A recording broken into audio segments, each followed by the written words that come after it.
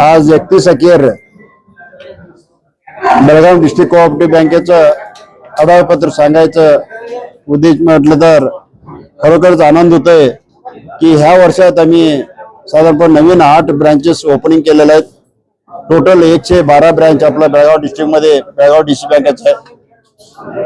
आणि पहिल्यांदा आम्ही फॅक्ट सोसायटीचं सेक्रेटरी आणि स्टाफला 1 लाखापर्यंत हेल्थ इन्शुरन्स, 5 लाखापर्यंत लाईफ इन्शुरन्स आणि 15 लाखापर्यंत आपला ऍक्सिडेंटल डेथ इन्शुरन्स 60% आम्ही प्रीमियम डीसी बँकेने भरून केलेलं आहे। त्याचप्रमाणे बँकेचं डिजिटलीकरण सुद्धा केलेलं आहे। IMPS असू दे किंवा ATM मशीन्स बसवायचं असू दे, UPI सुद्धा केलेलं आहे।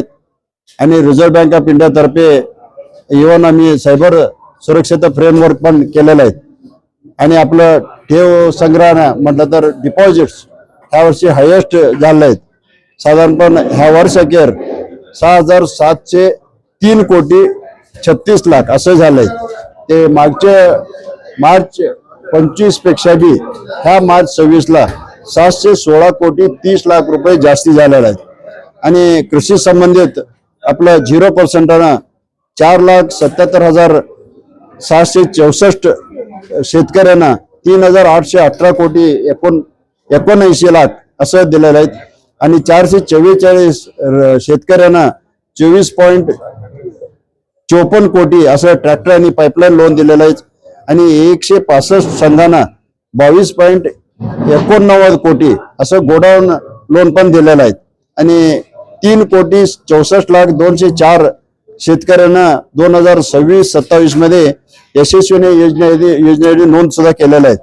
आणि PKPS संघांना यशस्वी मध्ये म्हटलं तर एक ग्रामीण मध्ये 4 कुटुंबासाठी प्रत्येक कुटुंबाला 500 रुपये आणि एक्स्ट्रा असलं तर 100 रुपये प्रत्येकी। आणि शहरामध्ये असलं तर साधारणपणे एक कुटुंबाला 1000 रुपये आणि 4 पेक्षा जास्त असलं तर पर कुटुंबाला 200। आणि SC/ST सदस्यांना फ्री आहे, ते फ्री आहे। स्वसहाय्य संघ सुद्धा 918 स्वसहाय्य संघांना 36.18 कोटी साल 0% मध्ये दिलेले आहेत। हे असं स्कीम 5 लाखापर्यंत इंटरेस्ट नाही आहे, 0% आहे। आणि 5 ते 10 लाखापर्यंत 4% लोन आहे।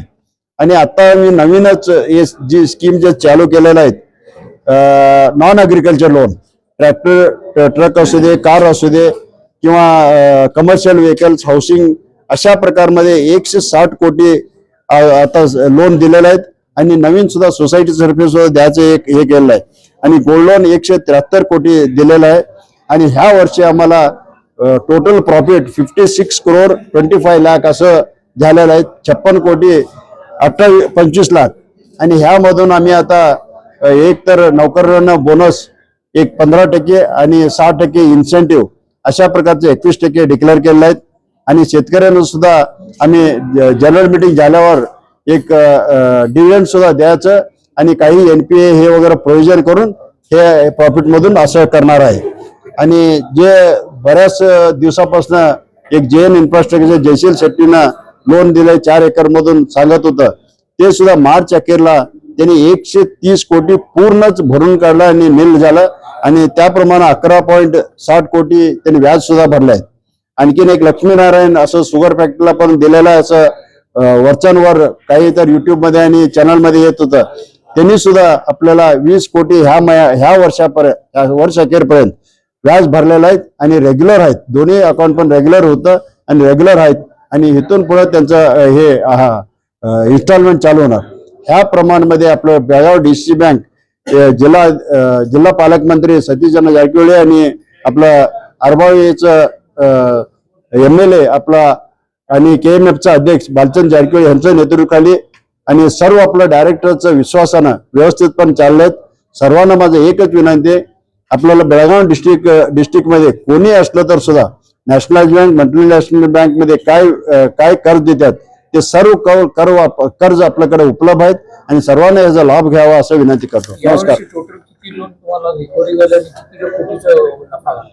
नाही, फक्त आमचं 5% राहिला असते। 56 कोटी 25 लाख नफा झाला।